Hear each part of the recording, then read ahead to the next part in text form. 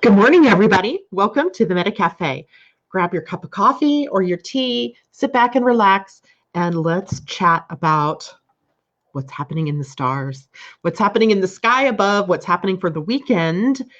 And I'm really kind of excited because it is going to be an easy weekend. I love it, right? I think it's maybe a blessing from the sky gods to keep us safe and give us a little breather before the eclipse happens on Tuesday. So today's an easy day.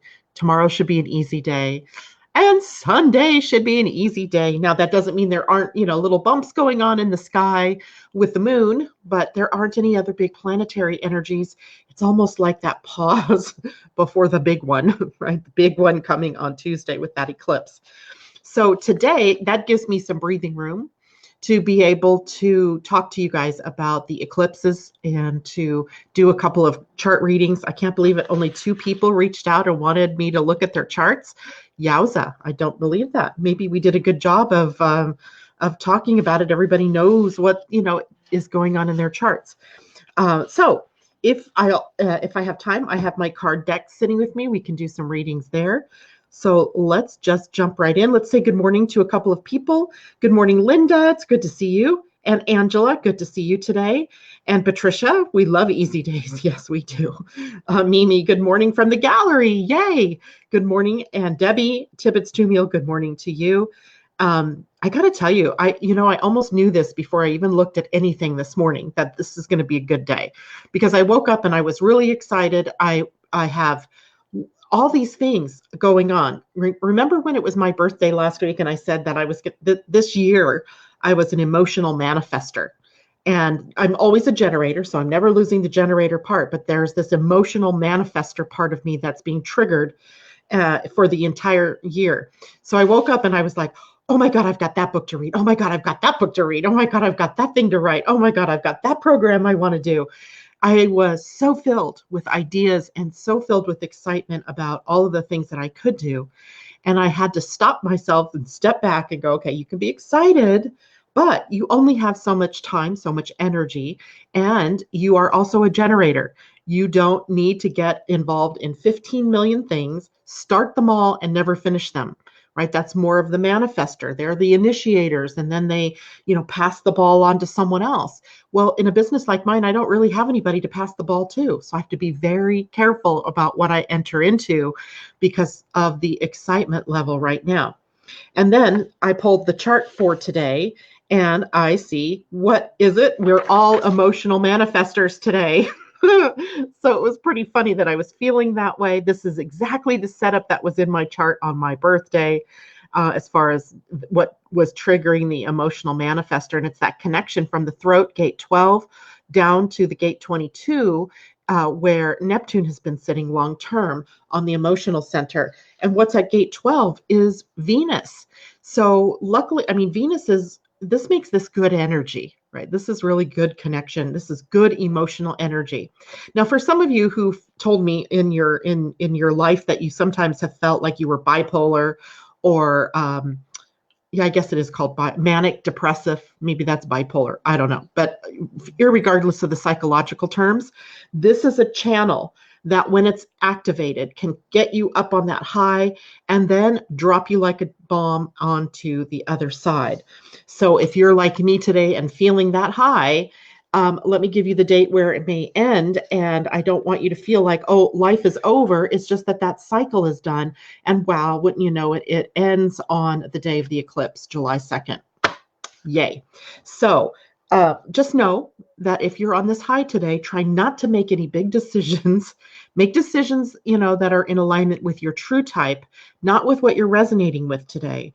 And that is that the day is resonant with manifestor energy. And if you make decisions based on that energy, unless of course you're a manifestor, which only 8% of you out there are, so not very many of you, then you might be sorry later, right? When reality comes to call. So I'm going to make sure, right? Because I already know I feel this coming. I'll try to take on everything. And I have the sacral energy, the vitality to be able to do it. But do I have the long-term sustainable energy to do that many things because I'm not a manifesting generator. I need more tunnel vision, if you will, on what it is that I do. And so I'm going to be very cautious about that, even though I'm going to be excited about everything under the sun. I'm going to let myself be excited, but I'm only going to take action on the things that I know are correct, and correct means that I feel like I have a real connection to. All right. Good morning, Colleen. Debbie says she's tired as heck. Debbie, you've been dealing with some stuff and, emotional stuff from friends, from family, and I wouldn't be a bit surprised that you are feeling that emotional backwash today. So don't take it seriously. Just give yourself the time to rest, right? Get that book out and sit and read your book. Eat good foods, sit outside if you can. I know it's really hot there right now, so maybe sitting outside isn't the best thing, but take care of yourself. Good morning, Jennifer Peachy. Good morning, Allison. It's great to see you. She's feeling great today too, Allison. I would expect that because you're a Sagittarius, if I'm correct. Yes, December 14th is your birthday. And so of course you're almost exactly opposing me in the human design and in astrology. So I get it. Good morning, Debbie Hedden. Good morning, Sarah Raven's Eye. Good to see you. Haven't seen you in a few days. Vanita, great to see you too. Ashley and Colleen. I don't remember if I said good morning to you, but to everyone out there, good morning. And I hope you're all finding yourselves in a good position today for the weekend to have some fun, to take care of playfulness instead of seriousness. Ashley says, so it's okay for manifesting generators and manifestors. Well, yes, because manifesting generators, if you will, and Ashley, I don't remember what you are right now. I'm not sure about you, but so you take this however. Manifesting generators are kind of the jugglers, right? They actually do better when they have more things to do. Somehow it organizes their thinking or organizes their actions. And so they're multitasking. And generators versus the generators who are not really multitaskers, right? We have a vast amount of energy, and just like the manifesting generators, but we are more singular in what it is that we can do with that energy. Starting 15 projects is not a good idea for a generator because you're meant to take something from the start to the finish. Manifesting generators may start a lot of different things, and there's just a few of them that they will take from start to finish. Manifestors are initiators. They start the ball rolling and then they hand it off to a generator or to a manifesting generator to get it done, or to a projector to lead in their stead. So totally different energies. And what I was talking about is that today, the energy, anybody being born today, or at least within the next couple of hours, will be this: an emotional manifestor.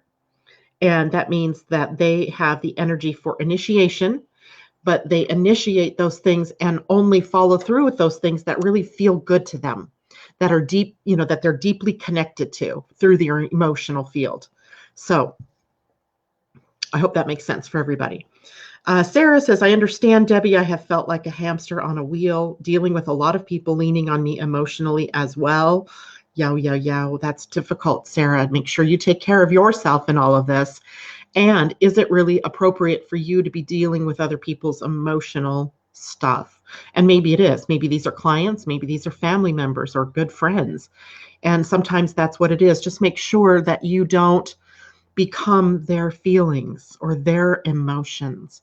Let it move through you. Don't hold on to any of that, so that you don't end up having to hold on to energy that isn't yours and then let that energy take you down, right? You don't need that. Okay.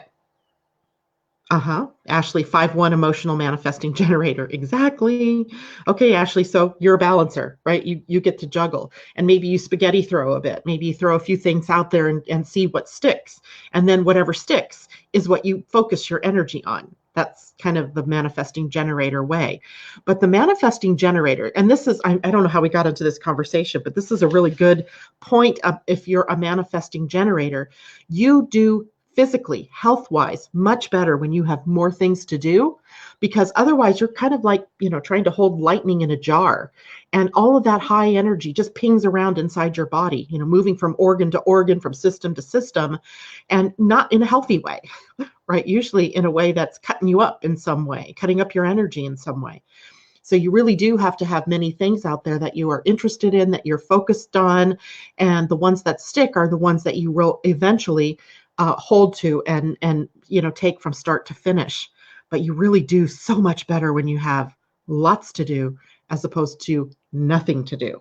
Right? That's more dangerous. I had a friend one time who was a manifesting generator. He wasn't working, and he, the biggest thing of his day was taking a walk. And I knew that this was leading to trouble because he was a manifesting generator. And I kept trying to tell him, you need to get a job. You need to have friends. You need to go out and be associating with things. Even just, doing something, projects that, you might do on your own. And, eventually he ends up with high blood pressure. He ends up ill, right? Having some kind of an arthritis issue going on. And it's because he wasn't expending all of that energy. It was building up inside of him and just pinging around, doing damage instead of being expressed. So anyway, good morning, Latricia and Debbie. Hugs, hugs, hugs. I'm guessing she's giving Sarah hugs because they're both commiserating, feeling the same. And yeah. So if you're not at the high end of the scale today, that is okay too, right? You've got to do what you need to do for you. Today's a great day for self-care and to allow yourself the time to heal if that's necessary, or to just recoup your energy if that's necessary. Today, the moon is in Taurus, and Taurus energy is it's a slower energy. Ugh. And as soon as I say that, some Taurus is going to tell me, no, it's not. I have lots of energy. But Taurus itself is the bull. Now, how often in looking at the bull do you see it cavorting around, right? It's mostly, lumbering through, maybe feeding on some grass, maybe mating, and then resting again, right? Or just standing still. If we look at the animal or the symbol that represents the sign, we get a kind of idea of that energy of that sign. So it's one that's really in tune with that energy that we talk about of, how animals or dogs or cats, they play, and then they come to a stop and they rest, or they might go get some water or some food, and then they come back and they lay down. And then a few minutes later, it's back up and they're play, right? They're in tune with this natural order or natural flow of energy. So today the moon in Taurus is in flow, maybe with the energy of rest, then play, then rest, then work, then rest, then play. So that's the order of the day, if you will, that kind of energy. Even for me, as bouncy as I feel this morning, at some point, maybe I will come to a point where I've got to, switch gears and come down from that sky high cloud and be real, right? Maybe it's a nap day. I don't know, because right now I'm on that high. And tomorrow or later today may be a completely different energy. So I'm okay with that. Debbie says, fits me. She's a 3-degree Taurus. She is indeed. Rest, rest, rest. And that is the correct energy for this Taurus moon even. Now today, Taurus moon is also in a trine to Saturn and in a sextile to Neptune. Now, Saturn is in an earth sign as well, and earth signs very much understand this flow, this ebb and flow of energy. So Saturn is supportive of that, but Saturn always says too that you have to see to your duties and your responsibilities, and yet there is also, sometimes we forget this, that Saturn that's in Roman mythology. In Greek mythology, I believe, is named Kronos. Chronos after the word, which is related to the word time. And time, right? So Saturn and time. And to everything, there is a season, right? So there's a time for work, there's a time for play, there's a time for rest. And it's different for every one of you. So we're tuning into that perhaps today. And the sextile to Neptune gives us the ability to be spiritual, to see from all the levels, what is it we need? Is it spiritual? Is it physical? Is it mental? Is it emotional? What kind of support do we need out there this morning or today? So that's what's happening in the sky today. And that's it. There's no other planets involved. I guess there is we haven't talked about these kinds of transits before, but Mercury is in a trine as well today to the goddess Ceres. So Ceres, the mother goddess, the goddess of the of abundance, of the harvest, if you will. She's definitely a mother goddess. Her daughter would have been Persephone, or there was another name for Persephone. So you understand the myth. This was the myth of the daughter that was taken away, married off to Hades, lived in the underworld. Ceres, or Demeter, was like furious and upset, and she refused to bring the earth into fullness.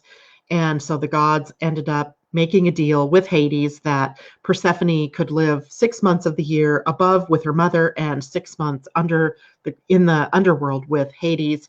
And thus the reason why we have seasons of fertility and a season of barrenness. So interesting myth, but it also answers the question here. What is going on with Ceres? Well, she's moved into the sign of Sagittarius. So we're looking at the ebb and flow, perhaps, of our beliefs, of what we cling to. And with Mercury ruling the mind and also our communication and slowing down to retrograde, we may have an internal time where we are reevaluating our beliefs and how we entertain the things that we do in the world. I'm really interested in these goddesses, by the way, and I'm working on, and this is one of those ideas that I have to put on the back burner for a little bit, and probably you won't see much more about this until we get closer to August, because I want to launch this in September, a webinar series on the goddesses, in that the goddesses and the planets that they represent are where we are now embodying the divine feminine. Before, we were rising the divine feminine, right? The feminine was rising, and that's the talk you heard for several years. But now, as I'm looking at how these planets are beginning to interact with the known planets, right? The masculine planets, and creating squares and oppositions, and as more of that's coming into our awareness, I want to do a webinar about that, about embodying the energy of Pallas Athena, Ceres, Venus, and the moon, of course, we're familiar with, but also Sedna and a couple of the other goddesses. I have a whole list: Ceres, Eris, Black Moon Lilith, Pallas Athena, the White Moon Selena, Sedna, the Moon Venus, Juno, and Vesta. Wow, that's going to be a huge webinar. And my friend Cornelia and I are working on that in tandem, her coming from her position, but me coming from more of the astrological and the mythological, to support our move into embodying all of the characteristics and the archetypes of these particular planets. I'm really excited about that. So yeah, goddess series, exactly, Colleen. And I think we would probably call it something like embodying the goddess in all of her forms, because some of these forms are not quite so kissy, kissy, lovey, lovey, right? Eris, goddess of discord and strife, the Black Moon Lilith, the shadow. There's even, there's Sedna. What a tragic myth she is. And what does that mean for us? And how do we embody all of these parts, of the feminine that were kind of broken off and spread about in order for the patriarchy to rise, or the divine masculine to have its say, its time. So that's coming up. And I'm really, I keep getting chill bumps when I think about doing that series. So I know it's important for all of us to look at that. And so I'll be doing a deep dive into the myths and into the archetypes of those divine goddesses and how they're represented in bodies now through the sky. Okay. Good morning, Elisa, and anybody else who's joined us that I didn't see out there. Good morning, Willa. Great to see all of you this morning. Let's turn and look at Saturday. Saturday, the moon is still in Taurus until 2:39 p.m. Well, no, that's not true. The moon is in Taurus tomorrow, and we have a void, of course, moon from 2:39 p.m. East Coast time to 5:10 p.m. when the moon moves out of Taurus and into Gemini. This is why I think the weekend will be so awesome, because we have very few major contacts going on with the moon and any of the biggies, right? Taurus and Gemini are sort of out of the way of those Cancer planets and the Capricorn planets. And so we have some better energy, and Gemini energy is much more flirty, social, and playful than what other weekends that we've had where we are dealing with some of those heavy energies. So tomorrow, the heaviest energy happens likely early in the day, and that is the moon in a trine to Pluto and a sextile to Mars. Now, neither one of those particular contacts are negative at all, but Pluto involved sometimes gives us that momentary emotional connection to something. Maybe it's a power struggle, maybe it's an emotional upset, but it's the moon that's connecting to Pluto, and so this too shall pass, and it gives way to the afternoon where the moon comes into a sextile with Mercury. And that makes it much more fun. Tomorrow night, I would imagine, would be, tomorrow night. I keep forgetting this is Friday day. Yay. Tomorrow night becomes much more social. And, if you're going out to dinner, or you're going to a party or a movie or something like that, or hanging out with friends, it'll be a really good time. My daughter will be hanging around a campfire. Hopefully it's not raining on it. So people gathering and getting together and having some fun. And then Sunday, all day, the moon is in Gemini and in an opposition to Jupiter. So about the only thing you have to watch out for on Sunday is overdoing something, getting too much sun, drinking too much, eating too much, talking too much, doing too much working, and then you hurt yourself. And I mean, literally indulge a little, right? That's kind of what this is about. Indulge a little, not a lot. But the moon and an opposition to Jupiter is really good, again, for socializing and for getting out and about, right? Maybe having conversations with people that you don't normally talk to. Maybe you're out in the grocery store, or you're at a workshop or something that is new and exciting. And there's a lot of people that you can talk about or talk to. It could be a great time to share ideas, follow your curiosity into new territory, that kind of thing, right? So very good energy for us over the weekend. The Pleiadian Earth energy, and dang it, I forgot to look up what that star meant, guys. If one of you actually had the book and looked that up and have that to report back to us, please do. I think Asa, you might have been looking at it. I don't even know if Asa's in here this morning with us. Yeah, it is an easy weekend. I hope it's an easy weekend. I'm moving, and the last 24 hours have been crazy. Mercury's bringing up a lot of ex drama. My ex's ex egged my car last night. Are we juveniles? I mean, I haven't done that since I was a teenager. Oh my goodness. Or heard about that. I didn't really egg anybody's anything. I toilet papered people's houses, though. I was a cheerleader in high school, and the night before big games, we would go out to the football players' homes and we would toilet paper their trees. Of course, I grew up in Southern California, so it was warmer, wasn't raining, so you could put toilet paper out there and it would be there in the morning. It wouldn't have washed away into nothing.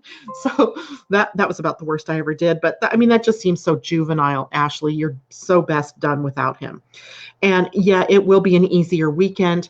My warning to you would be just to take care of yourself, right? Moving is a huge undertaking. And aren't you hurt, right, from work or something? You were injured. So I want you to take care and let other people do the big stuff, right? Don't overdo anything, right? Take care. Get rest, then work. Take rest, then work. Make sure you feed yourself.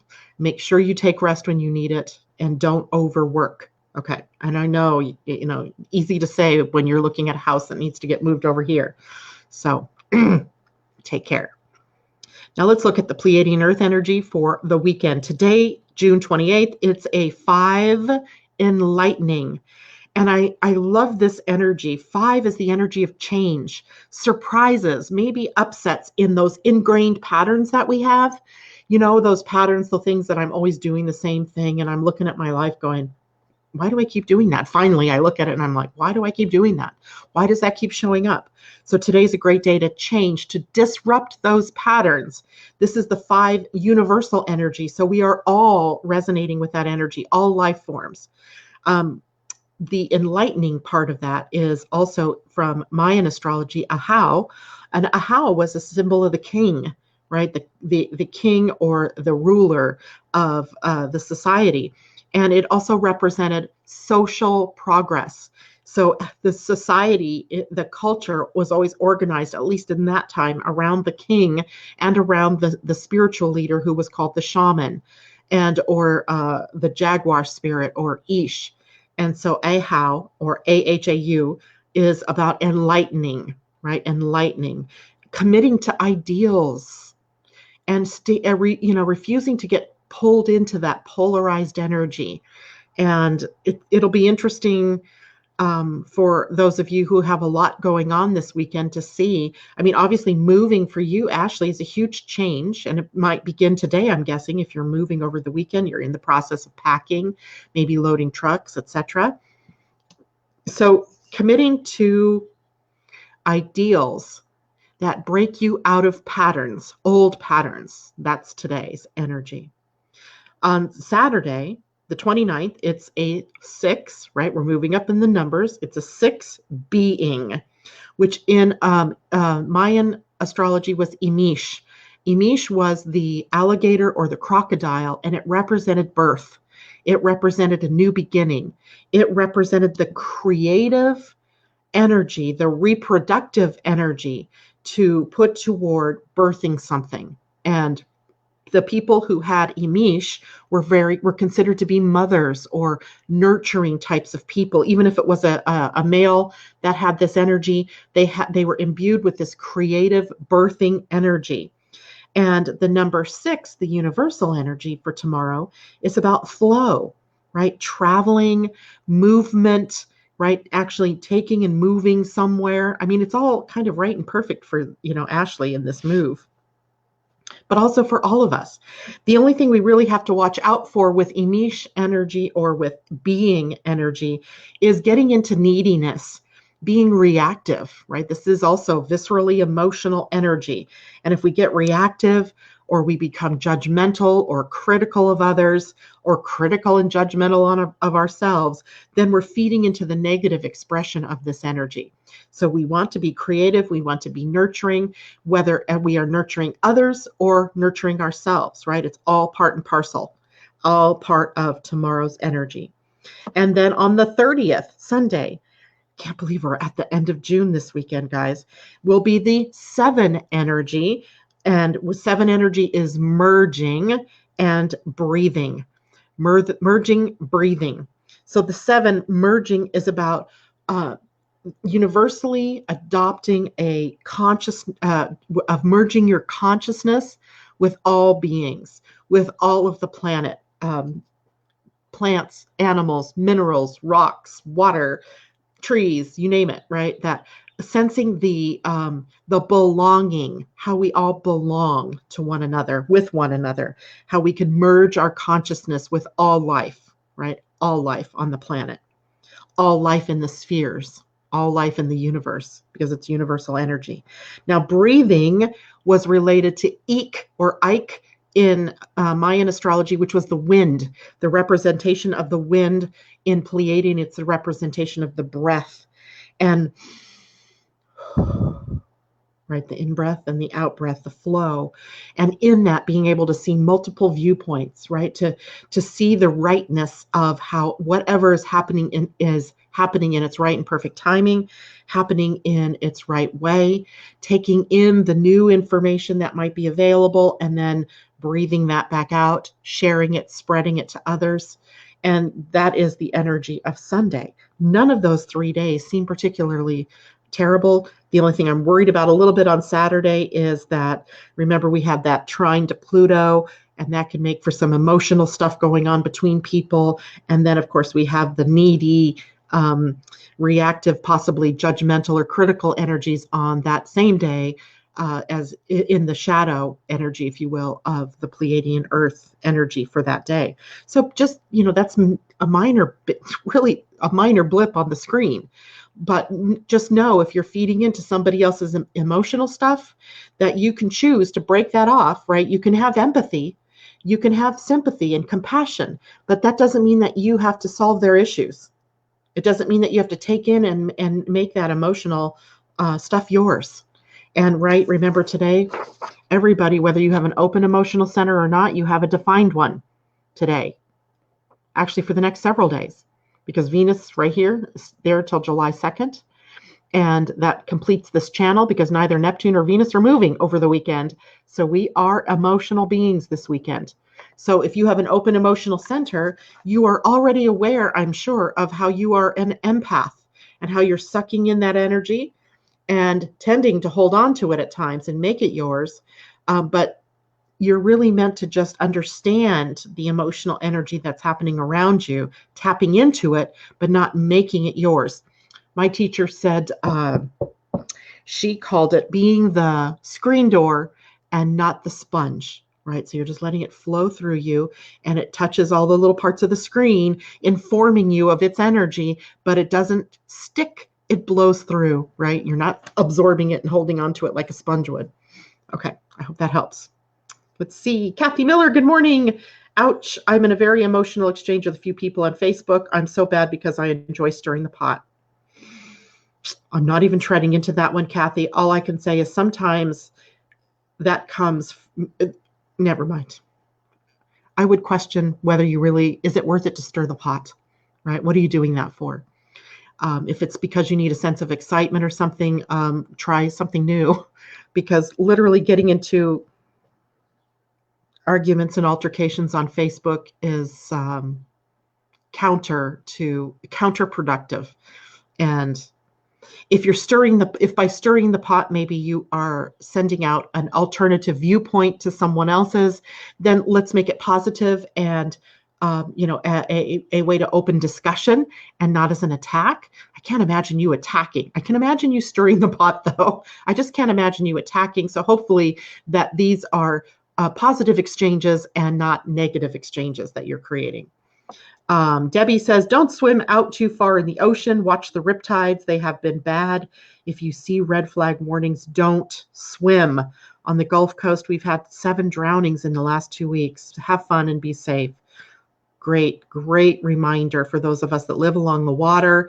The water gets stirred up, and sometimes it's deep and you don't even see how it's been stirred up. So that's a good one, Debbie. Good morning, Anne. Oh my gosh, I've never seen you here in the morning. She said it's very hard to differentiate that when the emotional stuff is coming up from people close to you. Yeah, I got it. Emotional energy it's new on this planet. New, relatively speaking, in the grand scheme of the ancientness of who we are.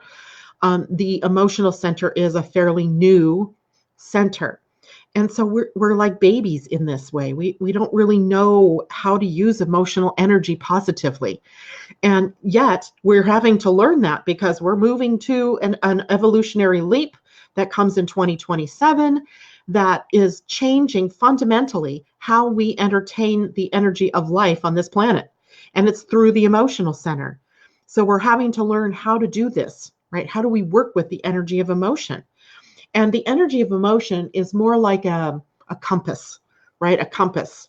And in that compass, it's turning around, right? You see the arrow and a compass turning, and it's showing you, it finally lands on what direction, true north is. I've never really used a compass, so I'm guessing true north, right? And your emotions then are kind of telling you what's going on here, and tap yourself into what am I feeling? Right? So if it's landing on anger or upset, then you've got to stop for the moment and look within you and go, where's this coming from? Is it I was triggered by somebody else's anger? Was it this is me getting angry about being triggered emotionally? And what do I do with that? Well, I breathe, first of all, before I blurp it out there onto somebody else. And then next, I take steps to self-soothe or take care of myself. Or if I recognize that this is the energy coming at me from someone else, I again choose, what am I going to do with this energy? Really, if I'm smart, I'm going to just let this energy roll through me, right? Because it isn't mine. So we're like babes here in how do we deal with this emotional energy? Because what we've been doing is like a 2-year-old would do. We react, right? Or a teenager would react by throwing eggs at someone's car. Really? How dumb, right? And how destructive. So we have to learn how to deal with our emotions. And in a way, the more we embrace emotional energy, the easier this lesson becomes, right? Because we're all going to have to learn how to do this. whether it's in this lifetime or not, right? And it's a process of maturing, right? We're maturing through this, but that emotional energy is really a tell about what's going on. You know how, oh God, if Donna Blevins was here with us this morning, she could tell us she's a poker player. She could tell us all about the poker face, right? And the tells that we all have on our faces or in our mannerisms that change based on, in this case, the cards that we're holding. In our conversation here this morning, then our poker faces change in relation to the energy of emotions, and it immediately informs you of something. What is it informing you of? Then if you pause long enough, you'll see whether this is something that's meant for you or not. If it is meant for you, then you are able to respond to the emotion. And if it isn't for you, you're able to release that emotion. I hope everybody's catching that. Angela says, thanks, Debbie. We are bringing 3.5 kiddos. How do you have 3.5 kiddos? That's cute. Maybe one's a baby. So after the second sandbar, you are basically shark bait. Yowza. I don't want to go swimming in that water at all. Maybe I'll just wade in water. I'm not even going to be near water this weekend. No. So good. Kathy, yes, I'm getting tired of it. I've tried to give alternatives to a fellow, but he chooses to attack. I am choosing to laugh now. I haven't been mean. Going to stop as you are right. I am acting like a 2-year-old. I love you, Kathy. I just love you. I love all of you. But Kathy, sometimes you just make me laugh because you are so honest and about what's going on with you. I love it. Okay, so let's see. Anne, I hope that helped you. And I know emotional energy is coming at us from our loved ones as well. And you can only do so much. Maybe all they need is for your presence there to help them, to help nurture them, to hold them in that space. But do not take it on yourself. It isn't yours. All right. Ashley. Okay, I think good morning, Michelle. Good to see you out there this morning. Okay, I think that's it for everybody. So now I want to shift gears a little bit to the eclipses. And let's see, we are doing 8:37. Okay, so we have time here. I have a couple of people whose charts I've got with me. And you want to hear something funny, Patricia? So in the morning, I print charts, right? I print the daily chart. And then this morning, I printed 2 charts for the people who wanted readings this morning. And I finished getting my makeup on and my hair done, and I sit down and I start writing all this good stuff. But I ended up writing all this stuff on top of your chart, Patty, not the chart of the day. So I'm going to have to tease through all of the stuff on your chart to get to what's the truth for you. And so we're looking at the eclipse energy. So let's do a quick, primer on the energy that's happening here for an eclipse. An eclipse is a time that happens, there's 2 of them, potentially. A solar eclipse, which occurs only at a new moon. It is when the sun and the earth come together, and they are at the same degree. The sun and the moon come together at the same degree of the sky. And when that happens close enough to the north or the south nodes, we get an eclipse. And typically that happens about 6 times a year. Every 6 months, twice a year. Okay, twice a year. And we are getting into eclipse season right now. And this particular eclipse will happen at 10 degrees of Cancer. So that's also the new moon, right? The new moon. So we have opportunities opening up for us. We have new pathways opening up for us.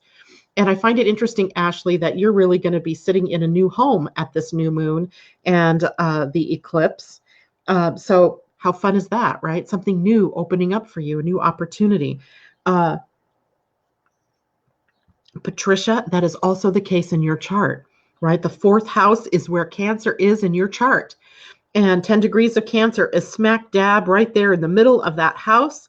And it's all about home, family, traditions, setting up a new foundation, putting down roots. And those roots need to be built on a strong foundation, as seen from the opposite sign, which is Capricorn, which has Saturn and Pluto in it. So we're digging deep. We're saying, whatever it is that we're going to do, we are laying a template that needs to be structurally sound, right? That needs to be structurally able to withstand everything that is thrown at us, whether it's changes, health issues, winds, earthquakes, fires, floods. You've got my idea right here that this is something that you're doing, that you're building, that is sound. So you're making sound decisions and building a sound foundation for safety, security, and nurturing that, right? You set it's enough to build it. I mean, it's not just enough to build it. You have to then nurture it and keep it strong and watch for cracks in the foundation, etc. So the eclipse for you is in a really good place, Patricia, for moving and kind of redirecting. I think you said in the last email I got from you that this is even putting you in an area where your family is, where your kids live. And that's perfect, right? Reconnecting with family, reconnecting with your roots.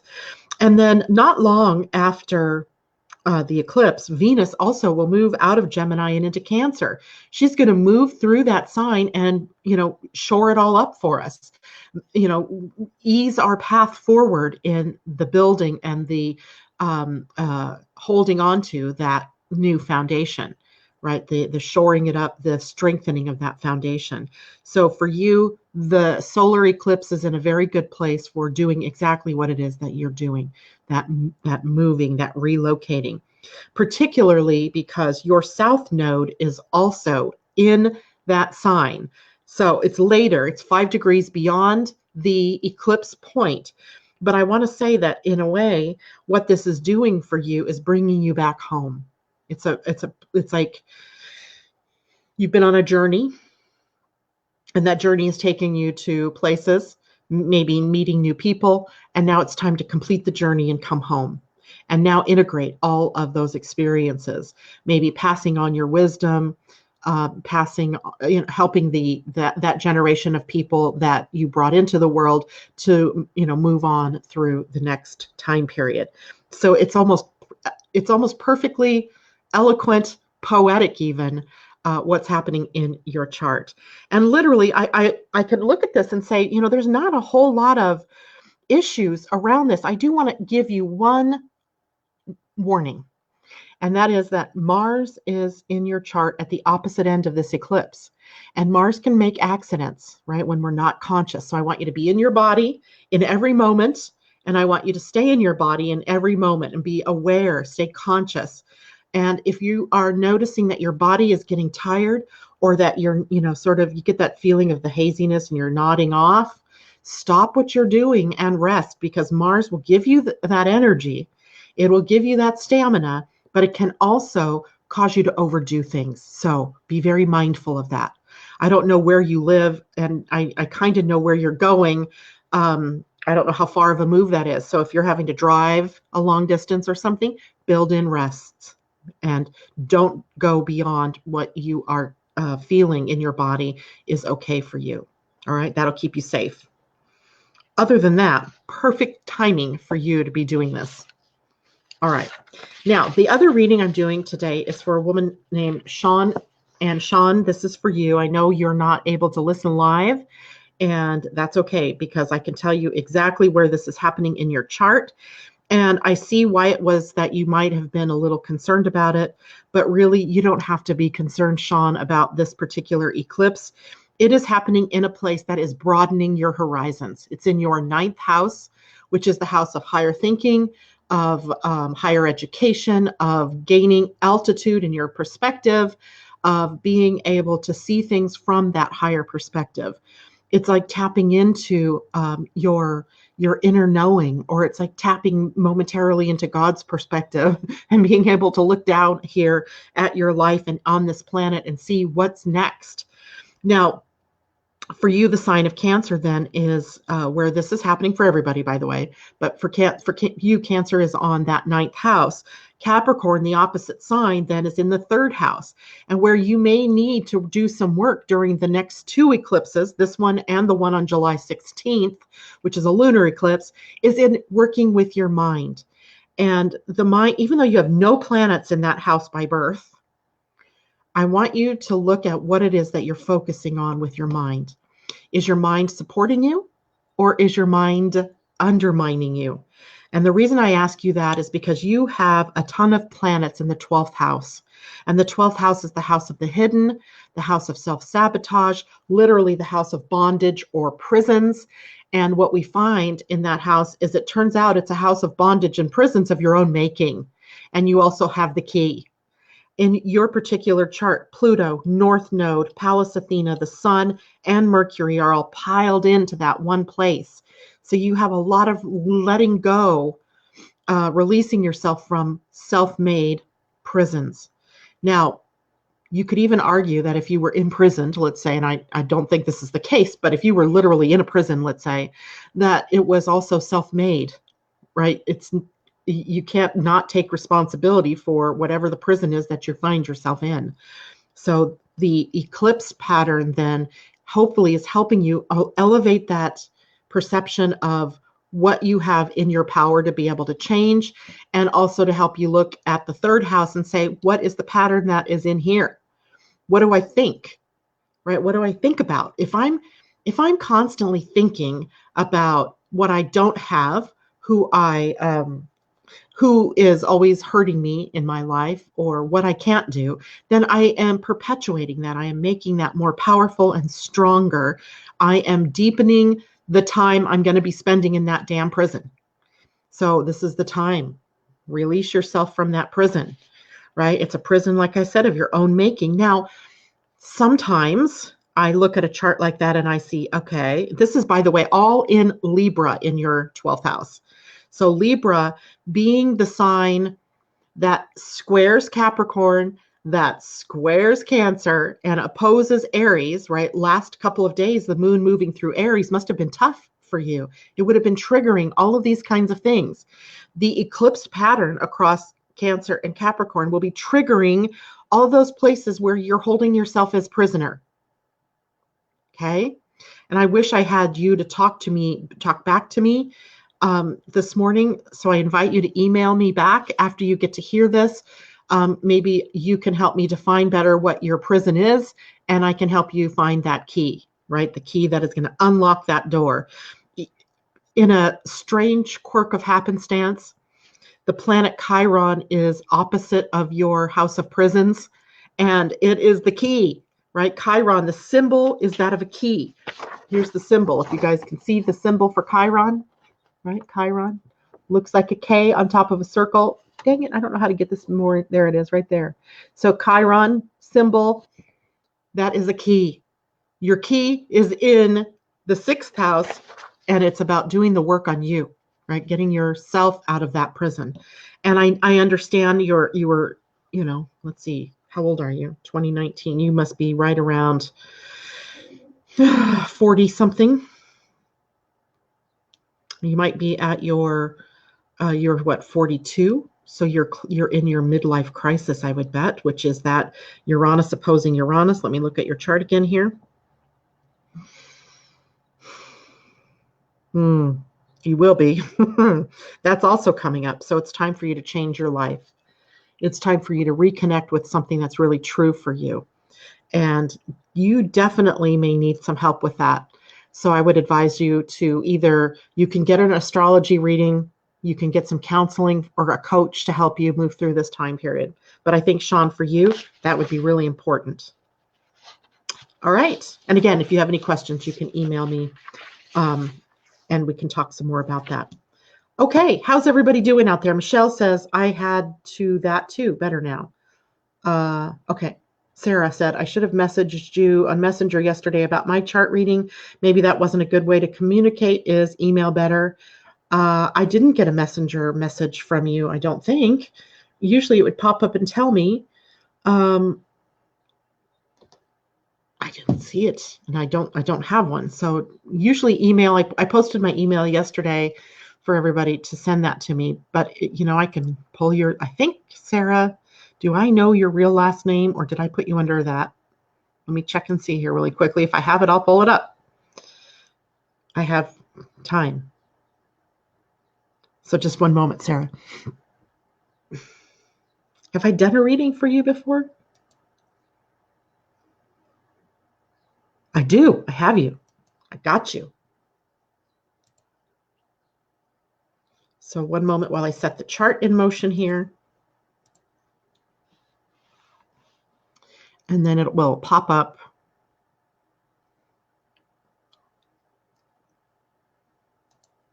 There we go. Okay, so Sarah.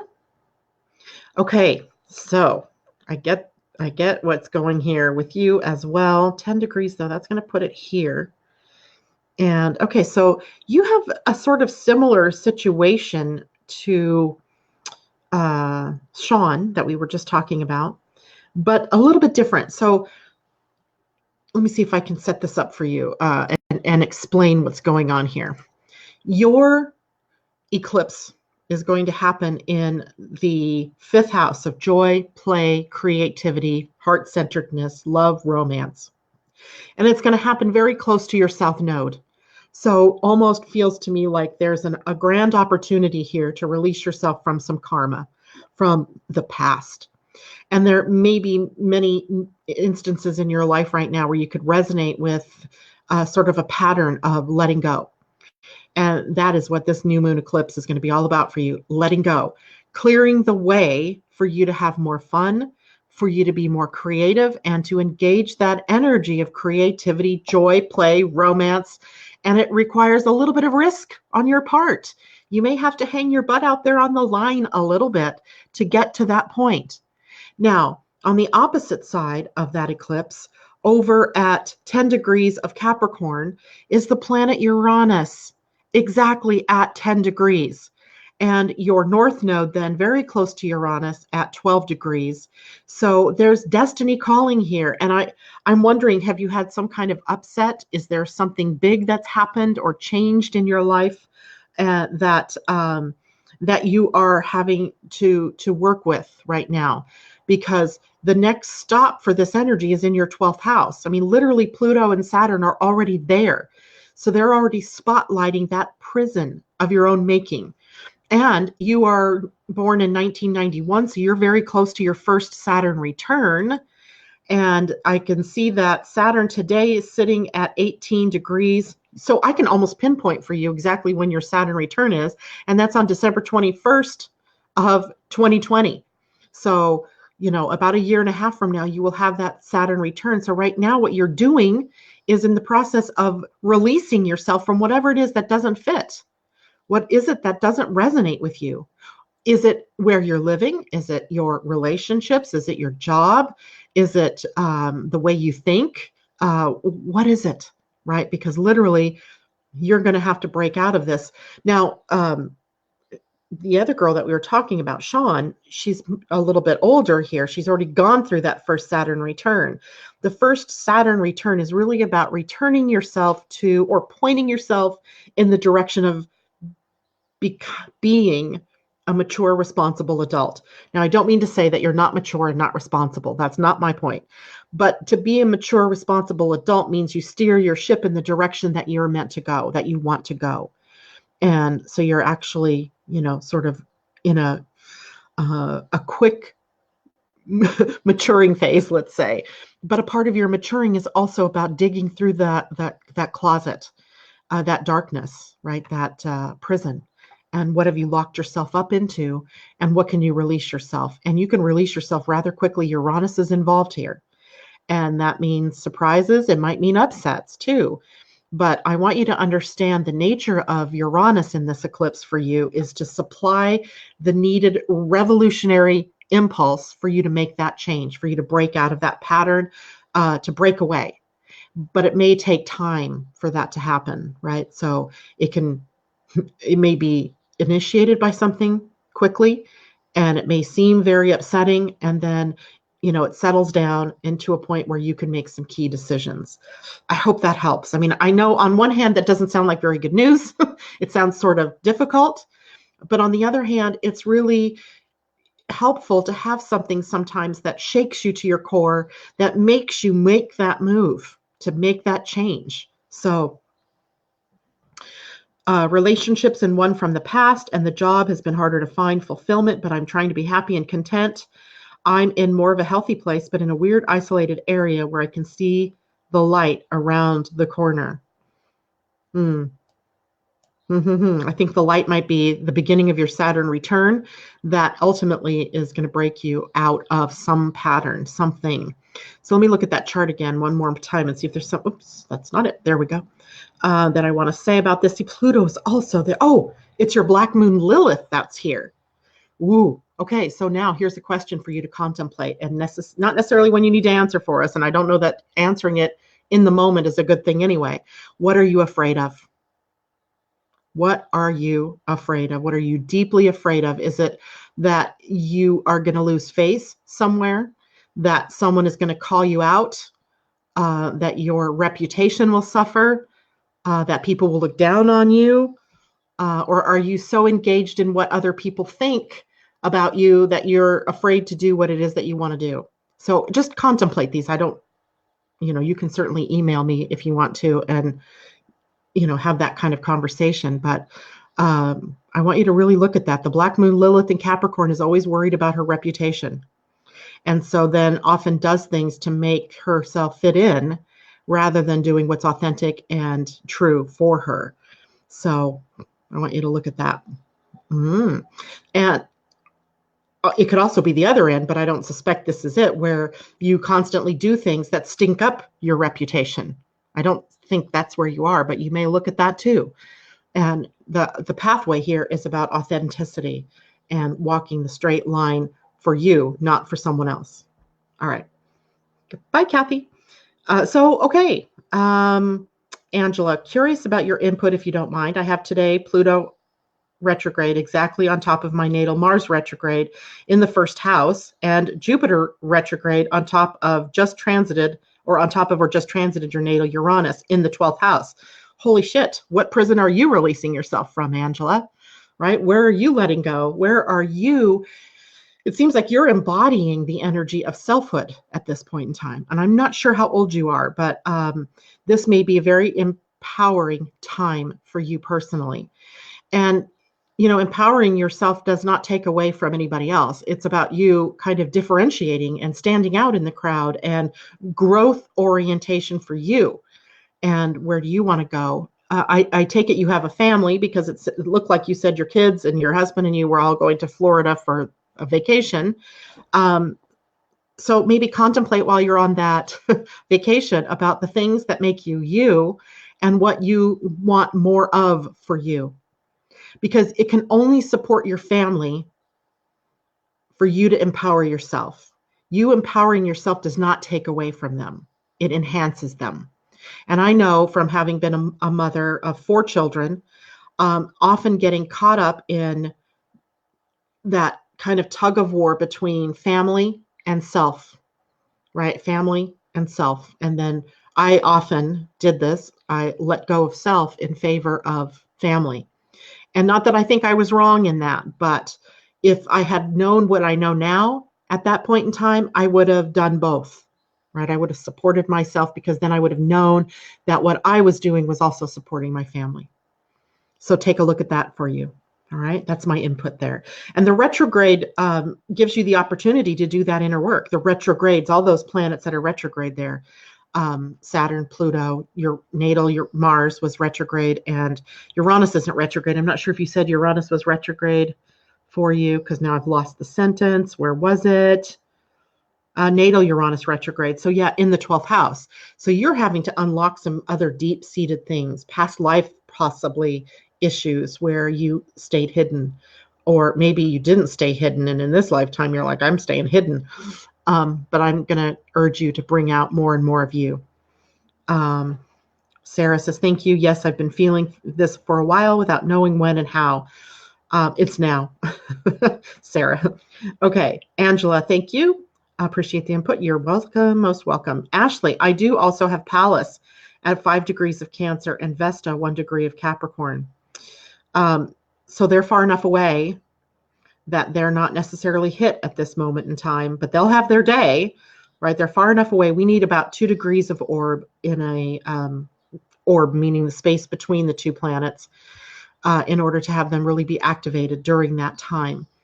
And they may be activated before the actual eclipse, where maybe you start to look at how you fit in and all of the things that, need to be done for you, but they're not necessarily at the eclipse. But it'll be interesting as we study those pieces later. Allison is asking for a card reading for the weekend, and I'm indeed going to do that. Whoa. I have a card sliding around off the top. In fact, I may pull two, an animal spirit card and the Woto Wisdom of the Oracle for the weekend. Ashley says I'm 33 too. Double threes. And it does. Good, good, good, good. Thank God I can't take much more. New life. New life. Isn't that awesome to pull a card like that for the weekend as we're going into the window? And by the way, two cards. Milk and honey. Whoa. So new life is card number 39, which is a 12, which is a 3. Milk and honey is in protection, and it is the card number 51, which is a 6. But it was in protection, so we'll take a look at that, both of those cards. And now what was I saying? I lost it. So let's read the card. New life, 39. 39. So the essential meaning is birth of new ideas, growth, opportunities, a breath of fresh air, and life renewing itself. When spring awakens the world, joy and excitement can be felt all around and in your very core. Blossoms burst from trees overnight, birds return home and sing their glorious song, and nature is full of promise. Miracles beckon all of us. This is one of those times in your life when new ideas inspire you and new opportunities bring you hope for seeing your dreams come true. All is well in your world and you have the energy you need to feel renewed. Allow your heart to fill with enthusiasm. Let your light shine, for this is a time of good fortune. I love that for the weekend. And then milk and honey, even in upside down mode or protection, is still a really good card. 51 is, hold on, let me tell you what the card means itself. It's the essential meaning is the taste of prosperity, opportunities born of authenticity, nurturing in abundance, trusting that your needs will be met. And in protection, it says, a nameless unease compels you to turn to pleasure and comfort as a means to escape what's really going on. It works in the moment, but only fleetingly before the feelings return and you need to re-up until you're exhausted. Feeling worse than before, you may continue struggling, or you may see the light and choose to surrender to spirit. Now is the time for practicing extreme self-care. If you can, do so before you engage in behaviors you will regret later. You are so loved, so cared for. Feel love and compassion for yourself. Turn your troubles over to the divine for healing. That's all that counts right now. Wow. I love it when the cards mirror everything that we've just been talking about, even in, personal readings for people. And let's draw an animal card to get us through this weekend. And let's see what we come up with here. Michelle, new life. It's a good day for blue hair. Good. I love that. Ooh, canary. And I'm not sure if this one's upside down or not, so we'll look at it this way. Canary says, sing your own song. Oops, I don't want that there. I'll put that here. And it's card number 12, which is the gate that Venus is sitting at here, right? So sing your own song, canary. So it says, are you suppressing your true voice, perhaps trying to sing the song you think people want to hear instead of your own? You create a cage around your life when you express only what you think will help you fit in and get what you think you want. Are you hiding the real you, telling a safe story about yourself to others because you are afraid they will think you are too different if they knew the truth? Canary Spirit comes to help you express yourself in a more honest and authentic way. Yes, not everyone will agree with you. In fact, not everyone will want to hear your originality or accept your uniqueness. You must not give this a single care. There will be plenty of people, opportunities, and wonderful new experiences that arrive as if by magic once you open your own cage door and fly free. I swear this is for Ashley and Sean, or Sarah and Sean. Canary Spirit is cheering for you and wants you to know you are safe and loved. Find your voice and have the courage to spread your wings and sing out loud. The world needs your true song. I think there's something there for all of us there in that card, don't you think?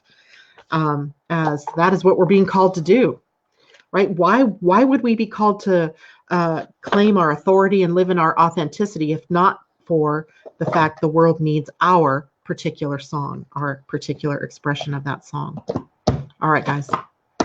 Well, I hope everybody has a wonderful weekend. Take advantage of the fact there isn't much disturbing the force, and maybe do some contemplation if that's appropriate for you on some of these key themes.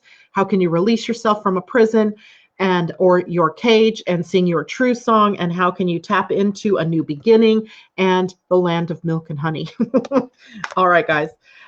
Much love to everybody. Have a great weekend. I will see you on Monday morning, where we will maybe take another deeper look at the eclipse energy and what else is happening for us next week. All right, guys, take care. Bye for now.